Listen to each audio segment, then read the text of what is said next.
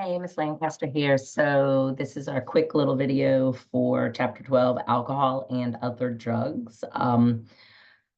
For this chapter, I really want you to kind of, first off, think about what exactly is a drug. We think about drugs and we don't necessarily recognize that there are things that we use that are actually drugs every day, but we don't consider them the same way as we would. Like when most people think of drugs, they immediately think of like cocaine or heroin or fentanyl or something. There's so many things out now that we hear about drugs, due to excuse me,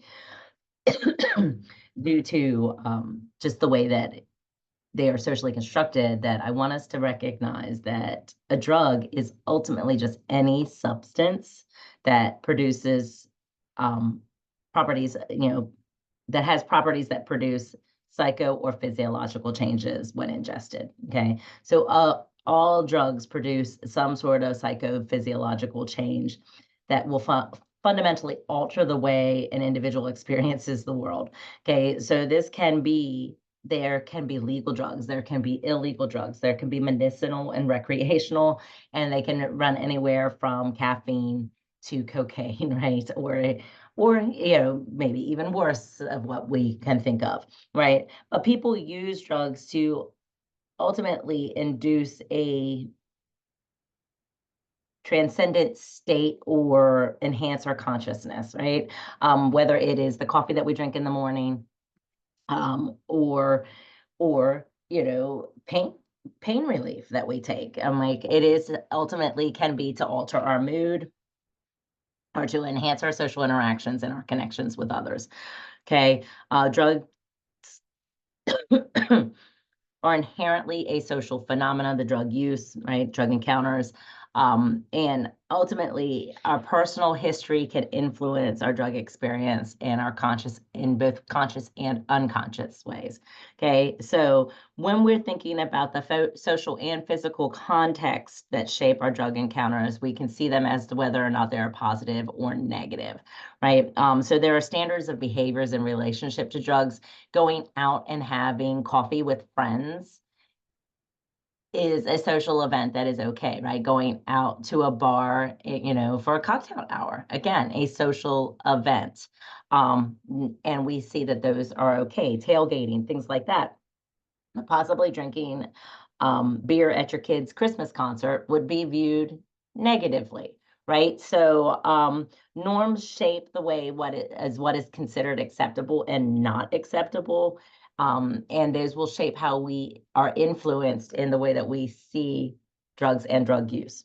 Okay. So this chapter is really, I want you to kind of think about what hopefully change some preconceived ideas that what you have regarding drugs. And a lot of the way that we believe that we shape our ideas about drugs has to do with how drugs are shaped and influenced, how our ideas of drugs have been shaped and influenced by other institutions.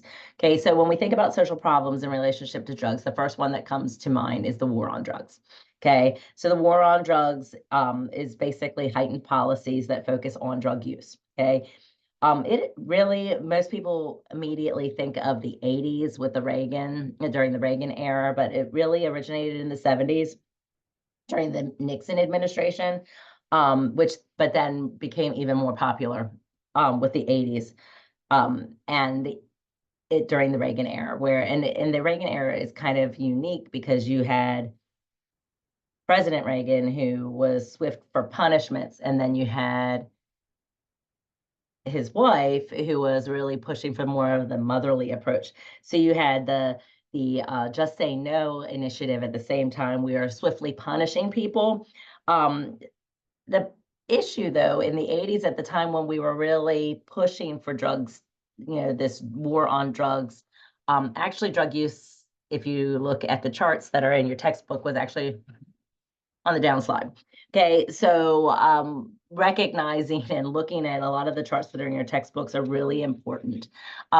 Drug when we talk about drugs too, and we think about social problems in relationship to them, we have to recognize that there's differences between drug use, drug misuse, or oftentimes the word abuse is used, or addiction. You can use and you can misuse, but you may not necessarily be addicted. Okay, and what one person is a misuse, right? That's the creates a problematic outcome for the user. Is it a user issue or is it a social issue? So we have to kind of really think about all of those different pieces. There is in the DSM-5, there is a medical diagnosis for substance use disorder. So we have to really recognize that it can be a personal issue, but it can also be a social issue. Addiction and associated harms, we have misuse of prescription drugs, the problems with addiction, drug treatment and the lack of access for many who may need drug treatment. And really just the cost of drugs at a societal level, or the use of drugs at a societal level. Some of those costs can include productivity losses, at work, like accidents that take place at work due to the use of drugs, being late to work. There's lots of different factors. Your book really gets into each of them. When we think about injection sites and needles, right? Those are used needles. Those are also issues that your book will talk about. Patterns of drug use. This is where I really want you to kind of, as you're reading through the chapter, really take a look at the figures that are in there.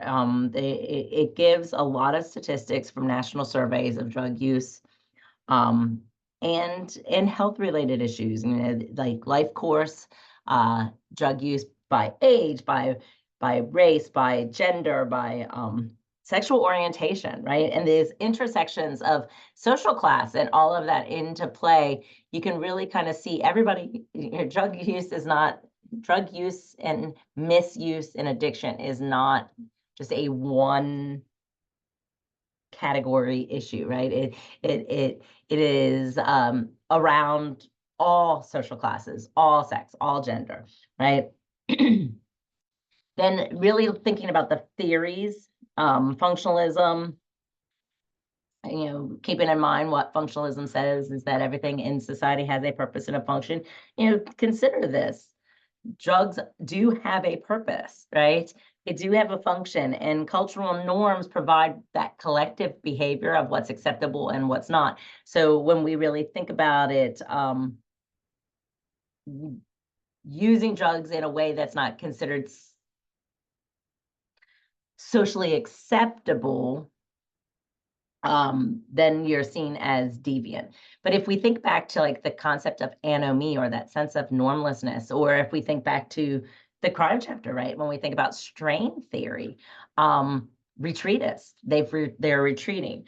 If you're retreating and you're using drugs and you're not participating your part in society, you are deviant, right? It's a dysfunctional aspect, okay? So kind of really thinking about that. Drugs, some drugs are socially sanctioned and they're fine, one used appropriately, right? However, functionalists would argue that rather than disrupting the social fabric by doing your own thing, right? We need to use drugs the use of drugs and the drug laws are bringing solidarity, if that makes sense. Okay, conflict theory, inequality exists and conflict exists in every relationship. This theory is really going to focus on how there's an inequality in the structure of how we see drugs and the use of drugs. Like a great example is the difference between crack and cocaine. Okay, ultimately they are the same drug, but we see one worse than the other, and penalties have historically been worse for one than the other. Also, we can look at the structure of who many people think are using drugs, right? And who actually are using drugs when we look at the statistics. So drug use becomes this reason reasonable way of marginalizing individuals. From a conflict perspective, that marginalization then continues the inequality. Symbolic interactionism, I've kind of been using that lens the entire time. When we think about this, symbolic interactionism really talks about how our understanding and our meanings are shaped through our interactions. So how we have socially constructed the idea of what a drug is and the effects of drugs, and whether drugs are bad or good, right? Whether they are acceptable or not acceptable, oftentimes have the idea of the perceptions that we've received based on the interactions that we've had, whether it's our own interactions with drugs or what we've seen through media, through other social institutions. Symbolic interactionism really stresses the importance of the social context, right? When we really recognize. So understanding the understanding of drug use within a social context and the creation of social programs that actually can help facilitate the proper use, right, could help us. Continuing through those specialized theories, social learning theory is ultimately very much a symbolic interactionist perspective. And it, again, assumes that we're learning through our environment, right? General strain theory is an extension, really, of strain theory, but it really kind of digs a little bit deeper into the intersections of strain. So individuals feel strain in multiple categories, and the more strain that you experience, the more likely that you could potentially be using, specifically for this chapter, we're talking about drugs, using drugs as a coping mechanism, right? And the thing is, many people talk about going home at the end of the day and having a glass of wine. That is using drugs as a coping mechanism, right? So just kind of really recognizing this, there are different ways that we use these things as a coping mechanism, but the more strains we have, the more reason we may need more coping, if that makes sense, is what strain theory is talking about. And then, of course, social disorganization theory. We've seen this one before, but when a community is socially disorganized, it is more likely to have more deviance. So this is really disorganized communities or have concentrated poverty, residential instability, deindustrialization, lack of jobs, lack of resources. And when that is there has to be some sort of resource. And of course, that plays into part of the strain that individuals will experience and then leads to potentially more needs to escape. Okay, so if we really think about the use of drugs as an escape mechanism, that kind of is helpful. I hope this helps. It's really kind of hard to do a brief discussion on this. You will have some videos to watch for this chapter, and of course your application assignment. And as always, I'm here. If you have any questions, let me know, and I hope you have a great day.